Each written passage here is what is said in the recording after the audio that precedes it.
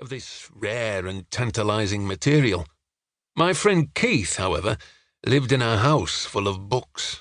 The stairs and hallway were lined with shelves bent under the weight of accumulated lit, creased spines in washed-out colours bearing the names of 1,000 authors. Some, Dickens, Stoker, were familiar, the majority not. Henry Miller, for example, author of Plexus, Nexus, and the more obviously titled Sexus. No pictures, but enough dirty words and startling acts to stimulate a barely teenage boy. Probably I would have worn the pages translucent if Dad hadn't somehow found the dog-eared novel hidden beneath the underlay, beneath the carpet, beneath my bed.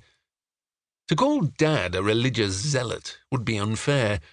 I went to a Catholic school, and in my experience, he was no more dogmatic, fearful, or close-minded than many of my friends' parents, and certainly less fervent than the majority of my teachers.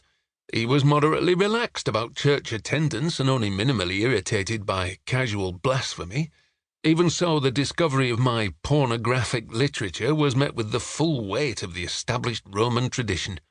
We burned Sexus together, my father holding up occasional pages in the coal tongs and asking sincerely, "Do you enjoy reading this filth, Thomas? Aren't you embarrassed, son?" "Yes, and of fucking course, yes," I screamed inside my skull, while I shook my head and watched another page go up in smoke and cinders. But that wasn't the worst thing. No, the real toe-curler was being taken to Father McKinley for a talk. This was the highest sanction, more terrible than any grounding, arse-smacking, or pocket-money freeze. It was a long, humiliating session. Veiny-faced, hairy-nosed Father Mac was keenly interested in what happened between the pages of this dirty book, and what exactly I had been doing while reading it. And even though this wasn't an official confession in a sacramental sense, he gave me a 40 rosary penance and a piece of advice I'll never forget. Next time I was troubled by wrong notions and belligerent loins, I was to bite the thumb of my "You're right-handed, aren't you, boy?"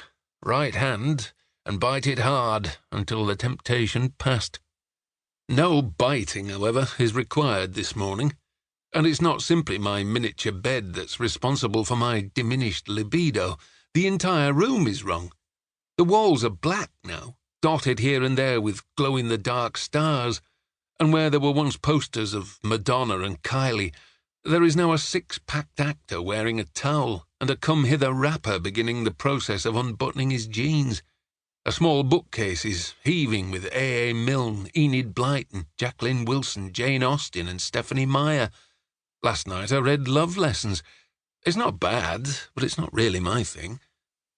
I was 13 when my parents sat me down and told me I should start getting used to the idea that I was no longer an only child. Who was most surprised is a three-way split, but the news was as exciting as it was unexpected. For the next 6 months I fluctuated between wishing for a brother and wishing for a sister, but when 6 pounds and 5 ounces of Bianca arrived the following spring, it was impossible to imagine any alternative. I took to the role of very big brother with gusto, and over the next 3.5 years I fed Bea her bottle, sang nursery rhymes, coloured in, read bedtime stories, and watched even more cartoons than usual. Baby Bea started nursery school the same month I left for university, and I don't mind telling you it was a tearful goodbye for all involved. Over the years that followed, Bianca slowly appropriated my bedroom, using it as a playroom, den, study, and, I have no doubt, somewhere to snog boys and hang out of the window smoking cigarettes.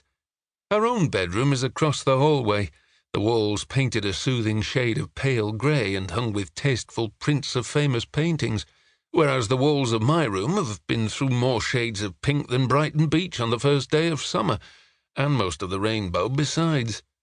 Girls progress through the spectrum in their own sequence and at their own pace, but they all begin with pink and end in black.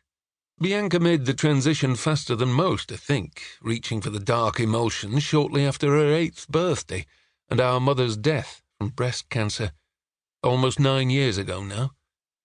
Maybe that's why the room feels so small, all the layers of paint. It's like sleeping inside some kind of macabre doll's house. So even if